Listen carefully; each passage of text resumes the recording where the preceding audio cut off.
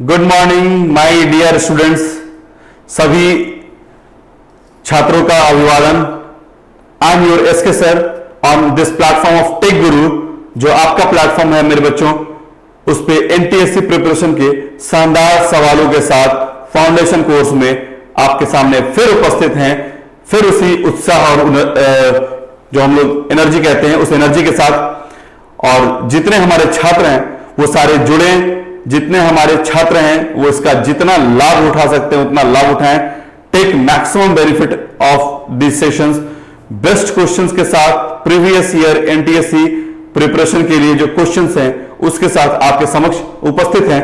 और जितना आप इससे सीख सकें उतना हमारा मेहनत कारगर होगा।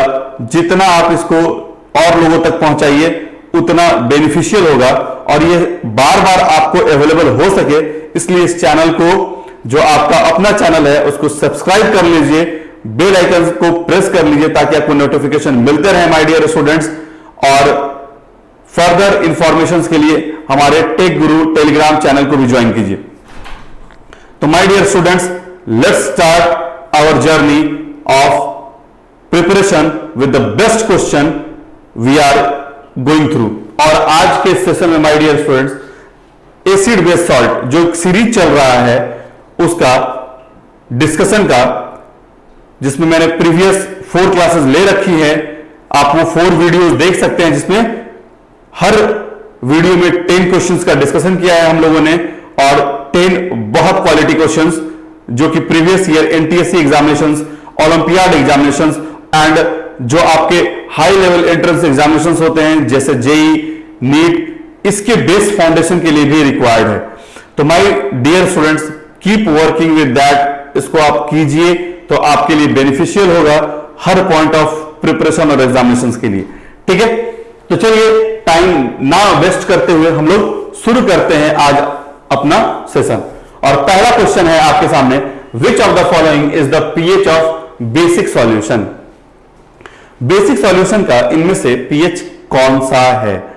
ठीक है, तो इनमें से बेसिक सॉल्यूशन का पीएच मेरे बच्चों आपको बताने की मुझे जरूरत नहीं, क्योंकि मैंने प्रीवियस क्लासेस में बहुत डिटेल में पीएच स्केल के बारे में आपको बताया।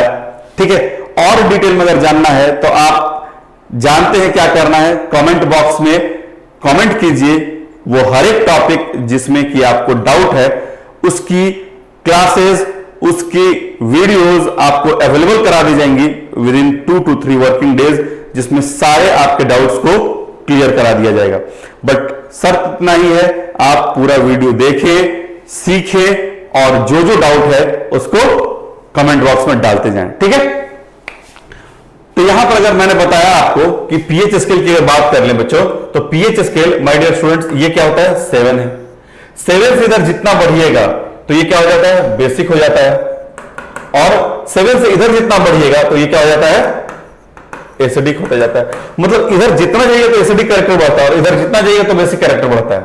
ठीक है, अब इसमें 7 से ज्यादा वाला जो होगा वही आपका बेसिक सॉल्यूशन होगा। बताने की जरूरत नहीं है, that is 10.2 will be the correct answer. ठीक है, 10.2 मेरे प्यारे बच्चों सही जवाब है आपका।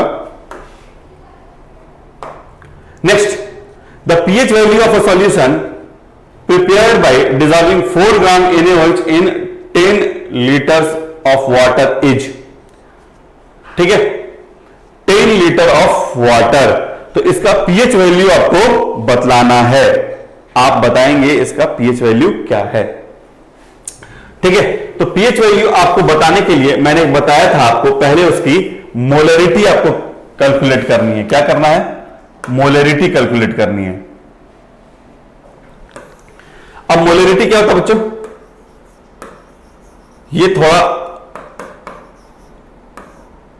तो होता है number of moles of solute by volume of solvent in litre. किसमें लिखते हैं बेटा? लीटर में रखते हैं। ठीक है, सो लीटर में तो दिया ही हुआ है। अब number of mole of NaOH निकालिएगा। NaOH का नंबर ऑफ मोल कैसे निकालिएगा? तो मोल कैसे निकालते हैं? तो given mass by molar mass. तो यहां इसका ग्राम मोलर मास निकालेंगे तो NaOH का ग्राम मोलर मास क्या हो जाएगा? देखिए, बताने की जरूरत नहीं है। 23 सोडियम का होता है, 16 ऑक्सीजन का होता है और 1 हाइड्रोजन का। तो 6 3 9 1 10, 2 1 3 4 2 1 3 और 1 4, तो 40 हो गया। तो क्या हो जाएगा? 40 ग्राम। तो नंबर ऑफ मोल मेरे बच्चों क्या आ जाएगा? नंबर ऑफ मोल बताइए क्या आ जाएगा? तो 0.1 मोल होगा। कोई डाउट नहीं होना चाहिए, यहां तक में कोई डाउट नहीं होना चाहिए। और अगर है तो क्या करना है? याद होना चाहिए। कमेंट बॉक्स में अपने डाउट्स को रखिए। मोलरिटी जो हमारे 10th 9th के बच्चे हैं, सॉल्यूशंस पढ़ रखे हैं, उसका एक लेवल अप है और ये एक लेवल अप चैनल भी है, जहां हर एक टॉपिक का एक लेवल अप आपको मिलेगा। इसलिए जुड़िए और लाभ उठाइए, ठीक है?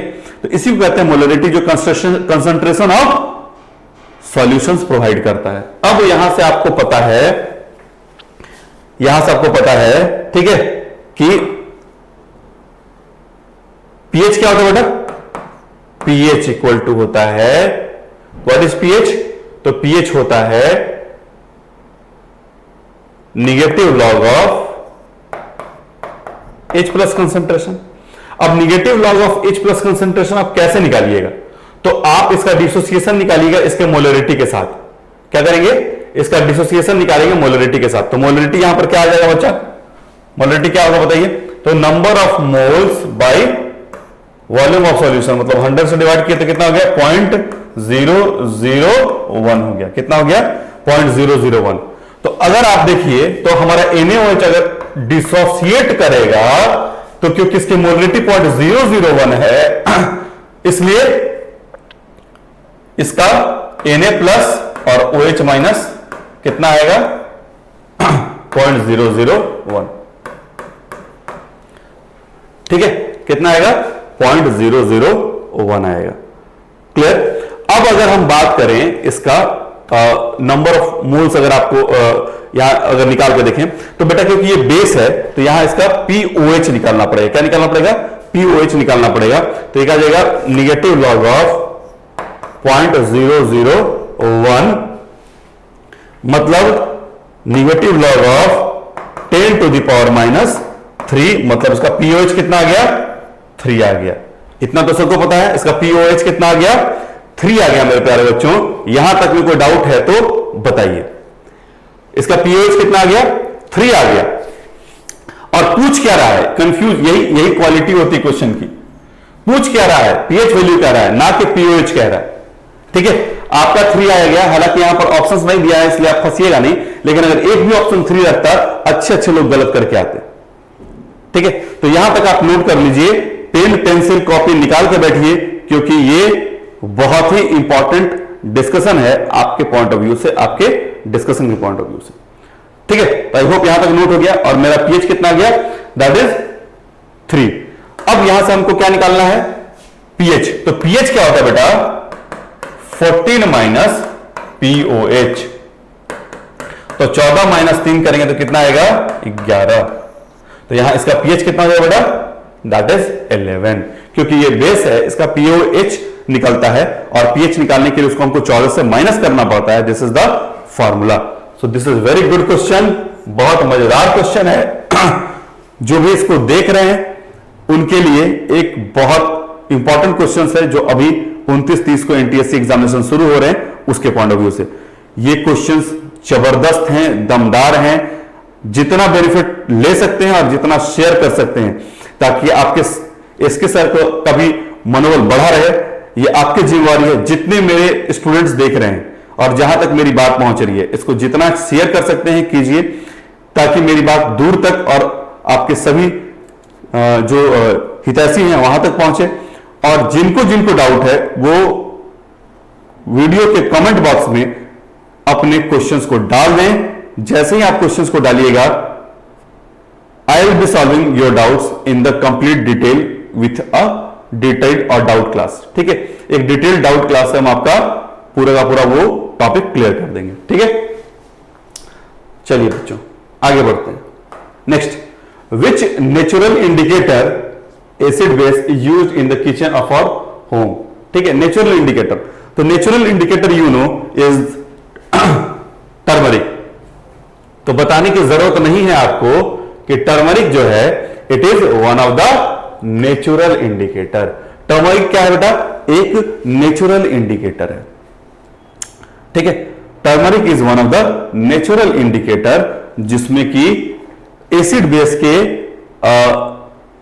सेंस को देने की क्वालिटी होती है। जैसे बेस में ये ऑरेंज में कन्वर्ट हो जाता है, एसिड में ये कलरलेस हो जाता है, तो ये नेचुरल इंडिकेटर की तरह काम करता है, प्राकृतिक रूप से हमको मिलता है। ठीक है, next, which of the following is not a property shown by plastic लिखा गया, plaster of Paris CSO4 half H2O। आपको बताना है कि इसमें से कौन सा जो है वो प्लास्टर ऑफ पेरिस का प्रॉपर्टी नहीं है। आप देखिए और इसको लाइन बाय लाइन पढ़िए।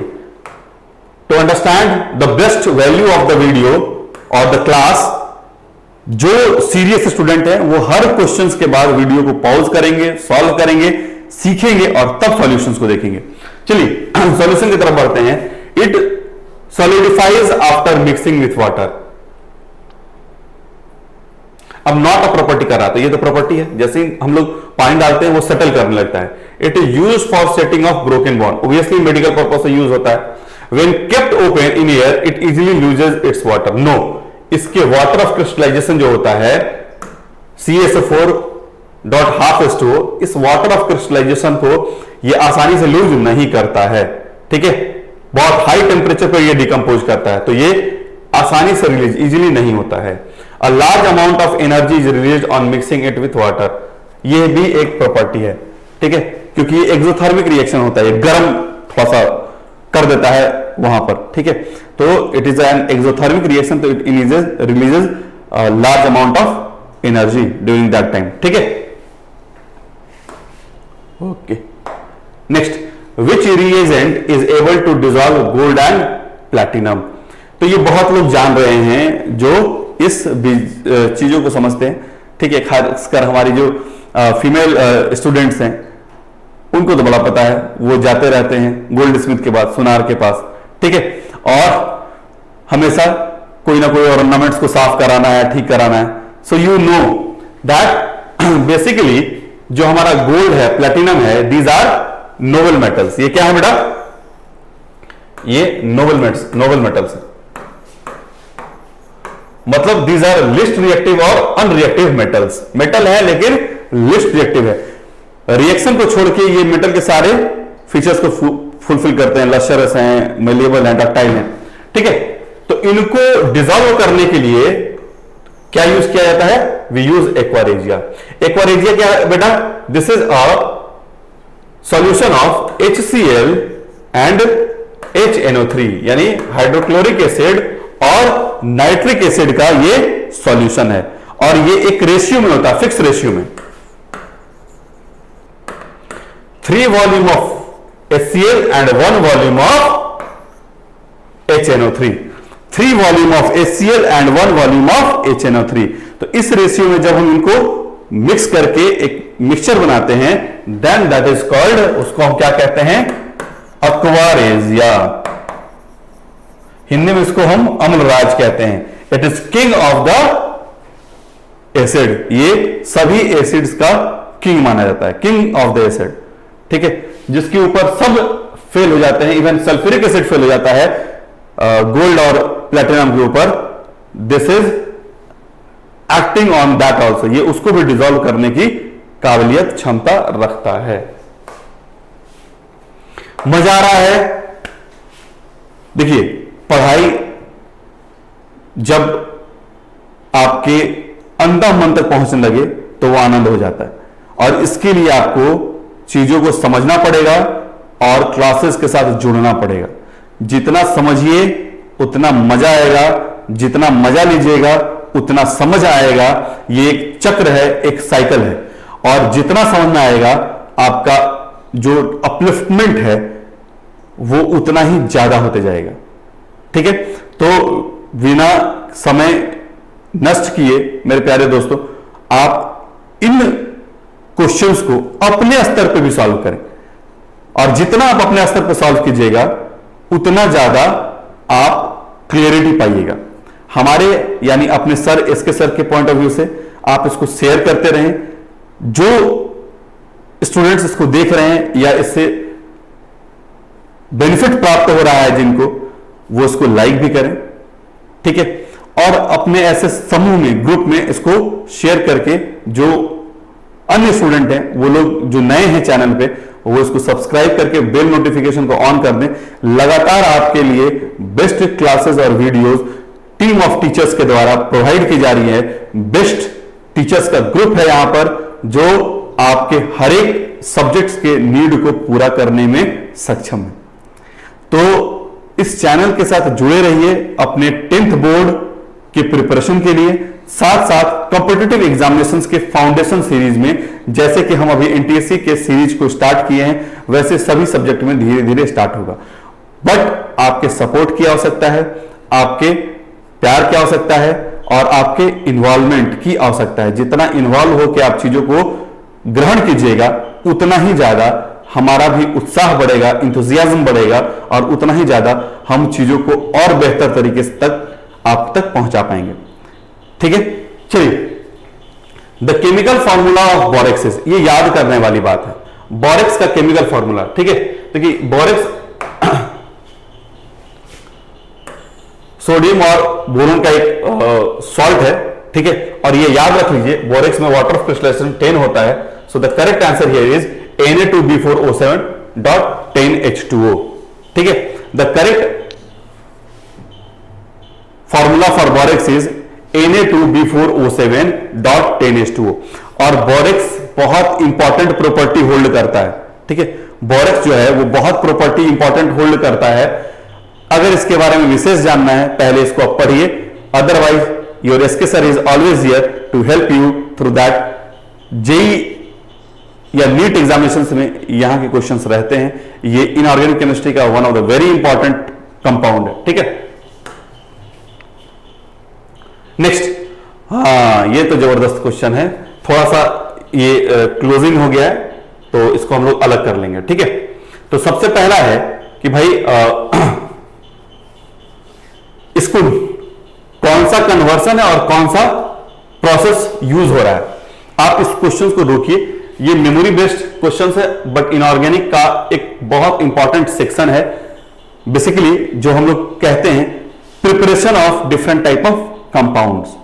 ठीक है, तो इनऑर्गेनिक का बहुत इंपॉर्टेंट सेक्शन होता है preparation and formation of different type of compound. उसके लिए एक विशेष प्रोसेस का यूज करते हैं जो बड़े बड़े साइंटिस्ट देखे गए हैं। ठीक है, तो वहां की बात करते हैं। तो पहला जो है कि भाई NaCl से हम सोडियम कैसे प्राप्त करते हैं। NaCl से हम सोडियम कैसे प्राप्त करते हैं, आपको बताना है। हाउ NaCl इज यूज्ड और कन्वर्टेड, मतलब यूज्ड टू गेट Na यानी सोडियम मेटल। अब क्या है ना, ये बहुत ही हाई एंथैल्पी वाला सॉल्ट है, तो इसको नॉर्मली आप सेपरेट नहीं कर सकते हैं। इसको आप इलेक्ट्रोलाइसिस